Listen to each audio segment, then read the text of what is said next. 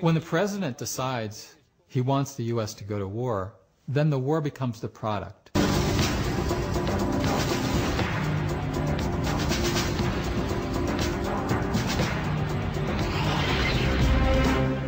Particularly in the early stages, news coverage of war is much more like PR about war.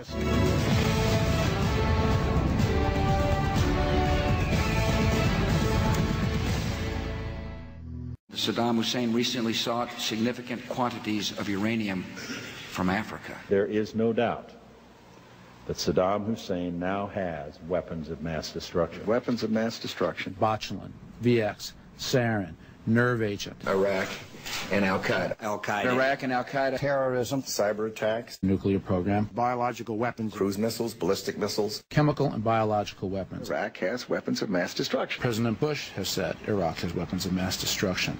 Tony Blair has said Iraq has weapons of mass destruction. Donald Rumsfeld has said Iraq has weapons of mass destruction. Richard Butler has said they do. The United Nations has said they do. The experts have said they do. Iraq says they don't. Al-Qaeda shared the same goal. They want to see, both of them want to see Americans dead. And I was very struck by the acceptance, the tone of most of the media coverage as the sabers were rattled, as the invasion of Iraq gradually went from possible to probable to almost certain. The president essentially giving Saddam 48 hours to get out of Dodge. War now seems all but inevitable. Short of a bullet to the back of his head or he leaves the country, war is inexorable. Well, I think that's exactly right. War is inevitable, and it is approaching inexorably. Is war with Iraq inevitable right now? I think it's 95% inevitable. You, at this point, right now, tonight, don't see any other option but war. Do you? I'm asking you, Ambassador. I agree. I don't think there's a viable option for the administration at this point. We're way too far out front in this. Send us over there, guys. Let's get on with it. Let's get it over with. Showdown Iraq. If America goes to war, turn to MSNBC and the experts. Well, I think it's important to have experts explain the war and to describe the military hardware, describe the tactics, talk about the strategy behind the conflict. I went to the Pentagon myself several times before the war started, met with important people there and said, for instance, at CNN, here are the generals we're thinking of retaining to advise us on the air and off about the war, and we got a big thumbs up on all of them. That was important.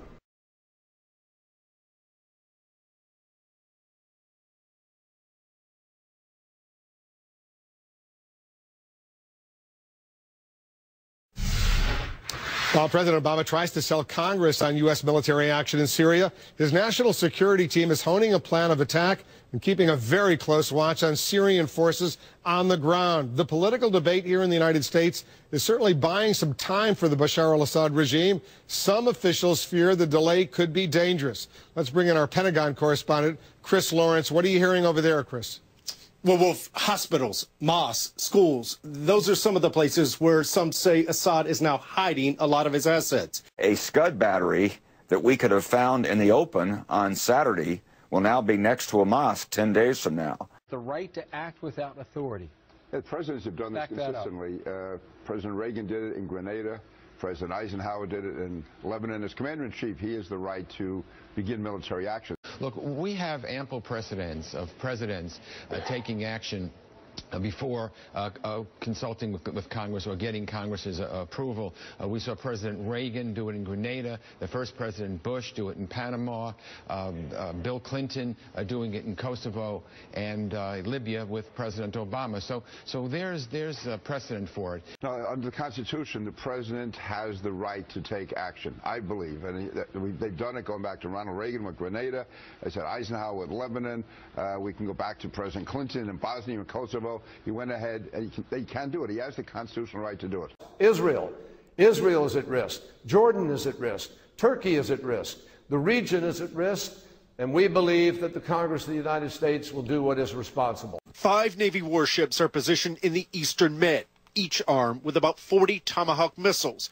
And Monday, the aircraft carrier USS Nimitz moved into the Red Sea. I don't believe we should be necessarily attempting to remove Assad from power. I think this is going to take more than one day. I think it's going to take many, many days of sustained cruise missile attacks. The focus right now seems to be largely on the idea that some destroyers here in the Gulf, 4 of them, each capable of carrying 100 Tomahawk cruise missiles, would come in and target certain places around the country here. These missiles have a tremendous range. They could be 500 miles from this shore if they wanted to, and still send in missiles that would fly over nothing but Syrian airspace. The Tomahawk cruise missile is normally launched from ships or from submarines. It's about 20 feet long, about 3,300 pounds. Pinpoint targeting, it can be fired with preset targets, or it can be changed in flight. They can decide they want to send it to a different target. They can fly around and use nose-mounted cameras to even look at their targets before hitting. About a 1,000-pound payload, and these have proven very, very effective in targeting different regimes around the world when they've been used, simply because they can fly around for quite a while before they're dropped in on their target. They're very hard to track, very hard to stop.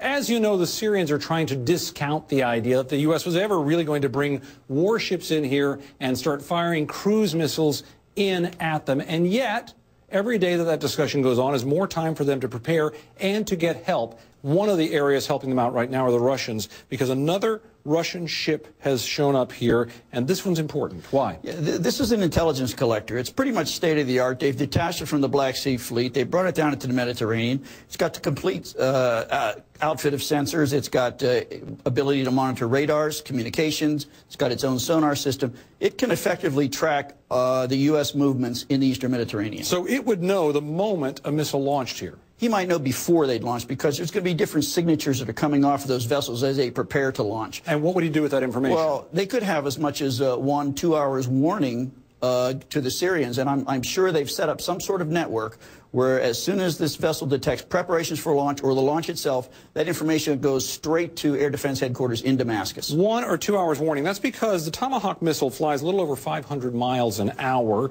and these can have a range of about 1,000 miles. So the truth is it could take a couple hours for one to get there. Nonetheless, these are pinpoint, accurate, highly reliable weapons out there carrying a 1,000-pound warhead. If you launch 200 of them, as Chris suggested a minute ago in his report, if you had 200 launched at Syria, who cares? Syria is a cancer that's growing in the region. As the case gets made and as people really confront the fundamental choice they've got to make when they vote, I think more of them will come around to supporting the president. I think he may end up with a majority of Republicans. He certainly does not have them now, as John says. They want to vote against Obama, but they need to really think hard about the fact that in voting against President Obama, they are, in effect, voting for President Assad. And I don't think it's a good excuse to say, oh, the American public is weary of war. They're not that weary of war. With presidential leadership, he could win this vote. He could have public support.